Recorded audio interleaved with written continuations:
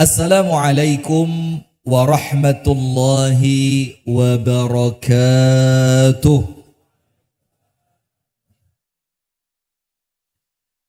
Bismillahirrahmanirrahim.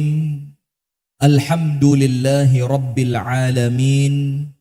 Allahumma salli wa sallim wa barik ala nabiyyina wa maulana Muhammadin wa ala alihi wa ashabihi ajma'in. A'udzu billahi minasy syaithanir rajim. Ya ayyuhalladzina amanu taqullaha haqqa tuqatih wa la tamutunna illa wa antum muslimun. Allahumma anta rabbi لا إله إلا أنت خلقتني وأنا عبدك وأنا على عهدك ووعدك ما استطعت أعوذ بك من شر ما صنعت أبوء لك بنعمتك علي وأبوء بذنبي فاغفر لي فإنه لا يغفر الذنوب إلا أنت.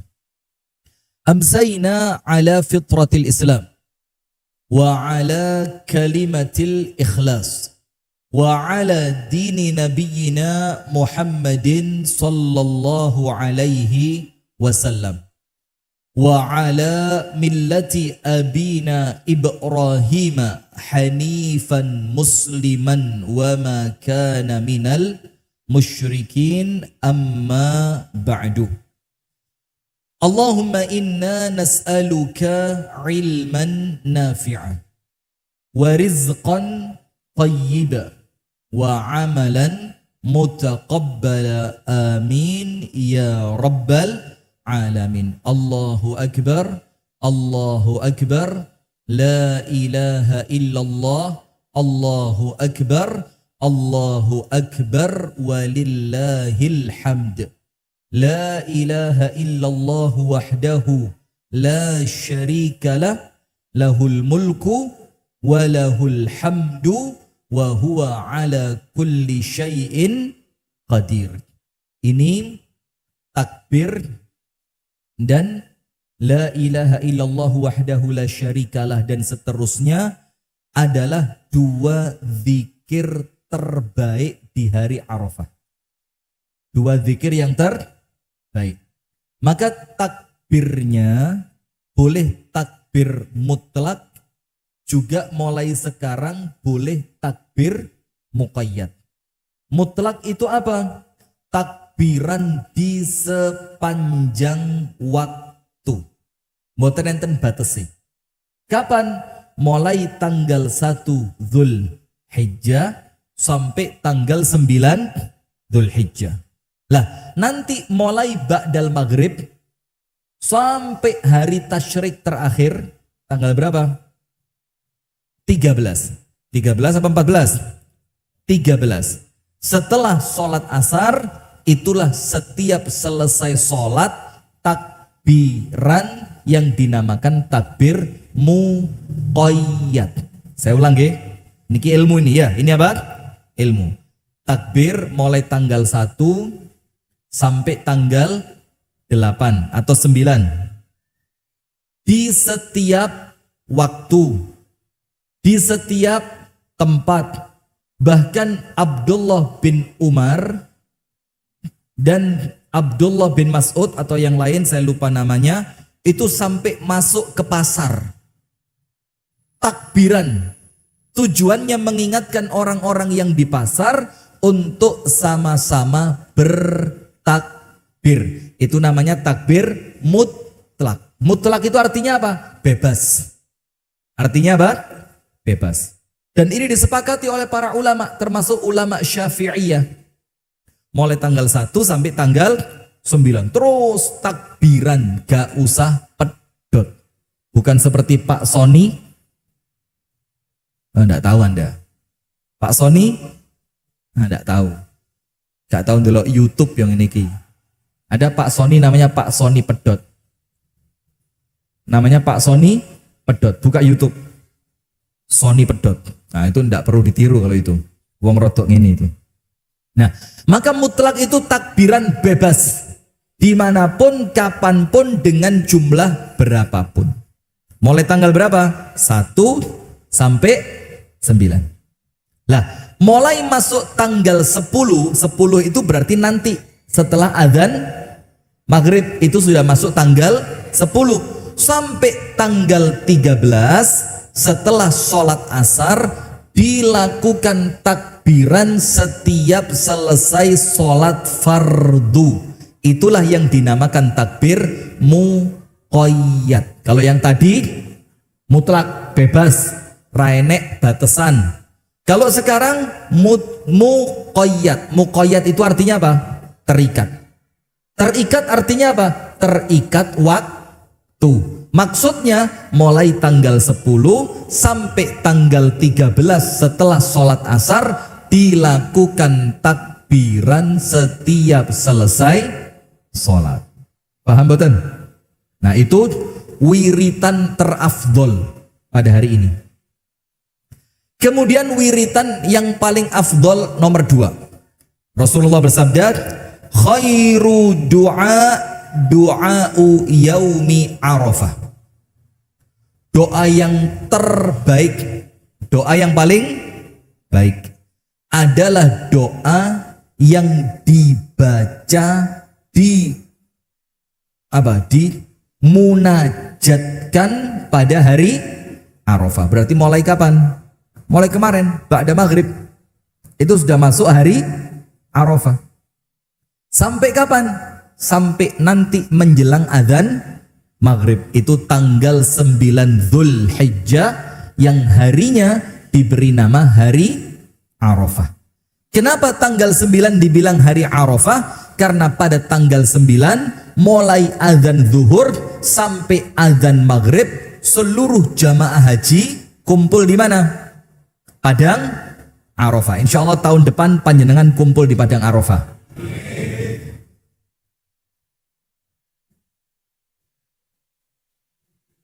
Win, insya Allah tahun depan kumpul di Padang Arafah. Cok dodolan PT haji insya Allah, amin insya Allah. Erwin berangkat bareng istri, pulang haji hamil. Masya Allah, ini kita dungane ora gratis Win. Donga lek gratis mujarape roto angel. Tapi lek enek amplope Win 50 juta.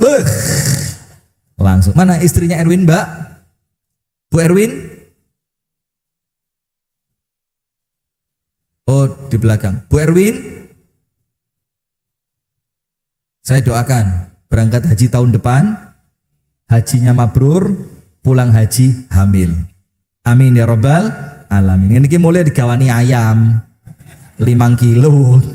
Sudah. Maka Rasulullah bersabda, khairu du'a'u yaumi arafah. Doa yang terbaik sepanjang tahun adalah doa yang panjenengan panjatkan pada hari Arafah. Maka sekarang ini Pak, sambil panjenengan mirengaken pengajian, sambil panjenengan menghirup aroma soto, selamat aku bontot, alhamdulillah. Sambil panjenengan menghirup aroma soto, panjenengan mendengarkan, panjenengan tulis, ini waktu-waktu genting. Genting itu bukan gentengisasi, bukan. Genting itu waktu yang paling penting, waktu yang sangat vital untuk kita berdoa. Jadi sambil panjenengan mendengarkan ceramah, Win, Candy, mana? Awake gede wae ngecor ilang. Coba. Dan dapat sama seperti yang panjenengan doakan untuk Ustadz Rifki. Coba medit-medit. Sudah. Rasulullah mengatakan khairu du'a'u yaumi arafah. Doa terbaik, doa yang dibaca pada hari Arafah. Wa khairu ma qultu ana wan nabiyyuna min qabli, dan sebaik-baiknya doa, sebaik-baiknya zikir yang dibaca pada hari Arafah yang aku baca, kata Nabi Muhammad, dan dibaca oleh para nabi sebelumku. Doanya apa? La ilaha illallah wahdahu kala lahul mulku wa lahul hamdu wa huwa ala kulli syai'in qadir. Itu zikir terbaik pada hari Arafah. Maka sekarang amalannya dua, banyak takbiran dan banyak la ilaha illallah wahdahu la syarikalah lahul mulku wa lahul hamdu wa huwa ala kulli syai'in qadir. Sekarang kita masuk ke materi. Belajar dari Nabi Ibrahim. Bu, panjenengan sempat dengar enggak cerita kalau lama nikah tidak kunjung hamil? Caranya bagaimana? Cek dang meteng. Biasanya mancing. Mancing apa? Mancing iwake tonggo. Mancing anak. Caranya bagaimana? Ngepek anaknya orang, diramut, dirawat, disayang, biasanya mujarab. Nggih napa nggih? Tiba-tiba hamil. Tapi kalau ngomong syariat, bukan itu caranya. Caranya Nabi Ibrahim ya apa? Nikah dengan Siti Saroh, tidak kunjung punya anak. Apa yang dilakukan Nabi Ibrahim? Bu, niki corone syar'i napa mboten? Syar'i mboten? Lah, syar'i nih. Maka Nabi Ibrahim, dan enggak usah bahas itu. Wes, liyane. Sudah, kita mau belajar dari Nabi Ibrahim. Yang pertama, panjenengan akan diuji dengan yang panjenengan ucapkan. Hati-hati. Ini ada di dalam kisah Nabi Ibrahim. Panjenengan tahu enggak? Nabi Ibrahim itu pernah berdoa kepada Allah. Doanya apa? Ya Allah, apapun yang menjadikan aku mencintainya melebihi cintaku kepadamu, akan aku korbankan. Itu ucapannya Nabi Ibrahim. Apapun ya Allah yang saya cintai, akan saya korbankan untukmu ya Allah. Sudah, Nabi Ibrahim ngomong seperti itu. Setelah berlalunya waktu yang cukup panjang, Nabi Ibrahim punya anak yang sangat dicintai. Namanya siapa? Ismail. Oleh Allah, Nabi Ibrahim diingatkan dengan ucapannya. Apapun yang sangat aku cintai ya Allah, apapun yang menjadikan aku mencintainya melebihi cintaku kepadamu, akan aku korbankan. Sudah lama Nabi Ibrahim tidak kunjung punya anak. Setelah pada akhirnya Nabi Ibrahim punya anak yang namanya Ismail, Nabi Ibrahim sangat mencintai Ismail. Atine Nabi Ibrahim cinta kepada Nabi Ismail, maka hati-hati. Cinta itu ujian. Cinta itu apa? Ujian. Maka anak dan istri, panjenengan cinta tidak dengan anak dan istri? Cinta. Maka apa yang Anda cintai itu Allah jadikan sebagai ujian. Kendi, cinta toko bangunannya? Itulah ujian. Bisa ndak toko bangunan itu isinya dikosongkan, dikirim truk ke sini, dipindah ke Pondok Rimba Wonoagung?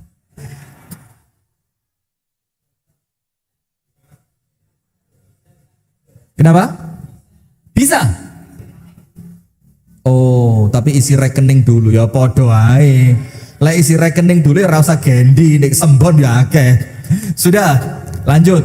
Maka apa yang panjenengan cintai, itulah yang Allah akan menguji panjenengan dengannya.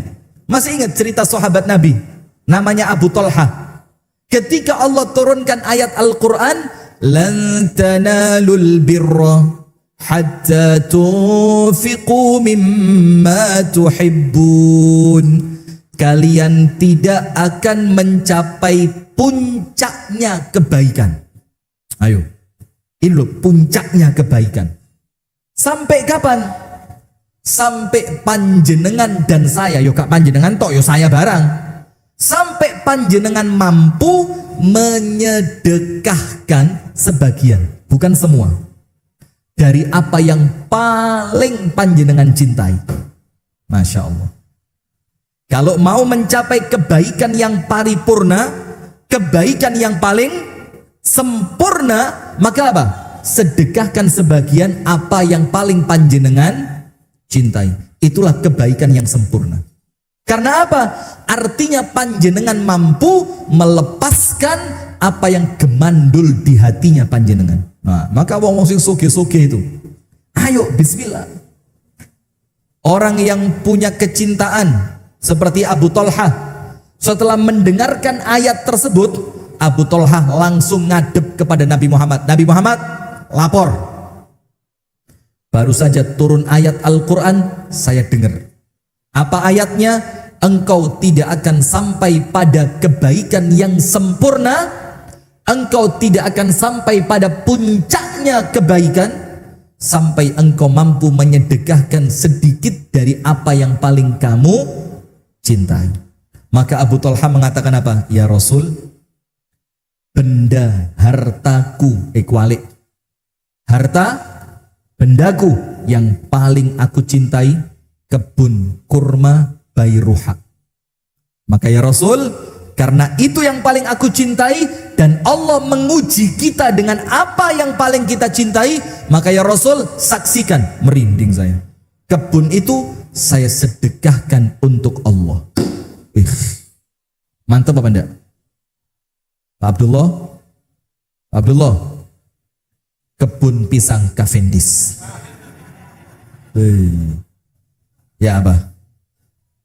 Siap apa? Separuh, sepertiga?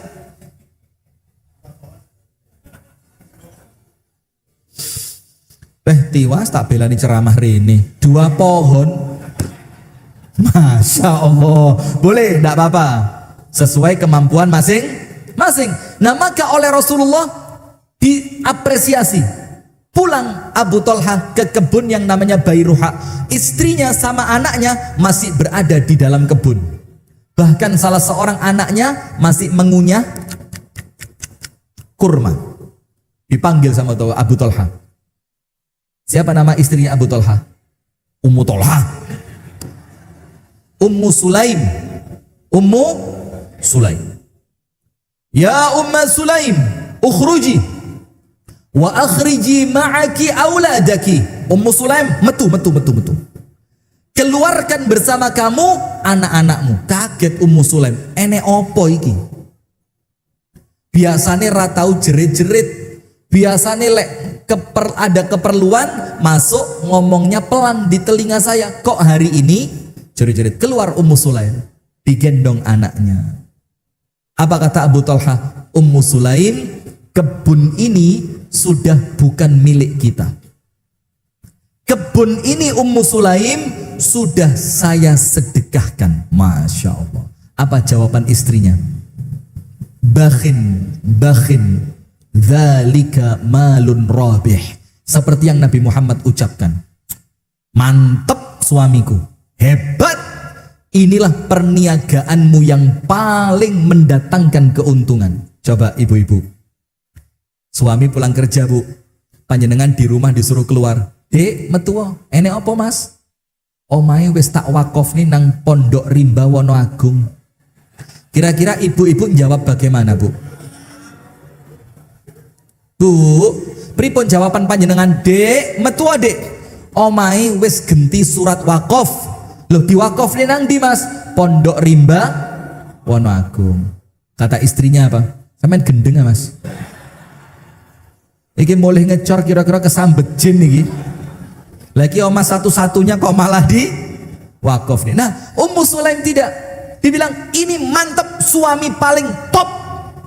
Suami model begini boleh nikah lagi. Ya enggak ada, omongan itu enggak ada. Sudah, ternyata apa? Dilihat sama Abu Talha, anaknya mengunyah kurma. Apa kata Abu Talha? Keluarkan kurma dari mulut anakmu, karena kurma yang dia makan bukan lagi milik kita. Masya Allah. Nabi Ibrahim sama. Anak yang dinanti puluhan tahun, ketika anaknya lahir oleh Allah disuruh ninggal. Betul apa enggak? Disuruh apa? Ninggal. Biasanya kalau anak baru lahir, bapaknya lama enggak punya anak, anaknya diapain? Dikekep, disayang, gak gelem ditinggal. Ini oleh Allah disuruh ninggal. Oke, tinggal. Ternyata yang disuruh ninggal bukan cuma anaknya. Siapa? Istrinya. Oke, ditinggal. Setelah ditinggal lama, usia 8 tahun Nabi Ibrahim balik. Anaknya sedang lucu-lucunya. Usia berapa? 11. Kelewatan 3 tahun, selamat. Usia berapa? Pas, sini. Maju, pas 8 tahun. Enggak usah. Bercanda. Bercanda, guyon ya. Usianya 8 tahun. Pas seperti namanya siapa? Zafran, seusia itu. Pas anak itu lucu-lucunya, Nabi Ibrahim datang, dijak guyon, atine seneng, malam tidur. Pas tidur mimpi oleh Allah disuruh menyembelih putranya yang bernama Ismail. Manut napa boten? Manut apa enggak? Ini loh Pak, satu hikmah kunci seorang muslim wajib tunduk kepada aturan Allah. Nabi Ibrahim patuh, siap ya Allah. Anaknya ditanya, nak ya apa nak? Anaknya bilang apa? Ya abatif al ma tu'mar satajiduni insyaallahu minas sabirin. Pak, lakonono Pak. Lakonono Pak. Engkau akan mendapati diriku menjadi orang yang sabar. Tapi saya minta 3. Nomor 1, jauhkan dari ibu saya. Gak tegolek ndelok ibu nangis. Nomor 2, ikat erat tangan dan kakiku serta tutup rapat mataku. Permintaan ketiga, tajamkan pisaumu. Kita dengar cerita ini enteng. Karena apa? Kita tahu endingnya. Nabi Ismail bakal diganti tadi domba. Coba di saat itu Nabi Ismail belum tahu. Nabi Ibrahim juga belum tahu. Tapi tunduk patuh dengan perintah Allah. Selamat apa enggak?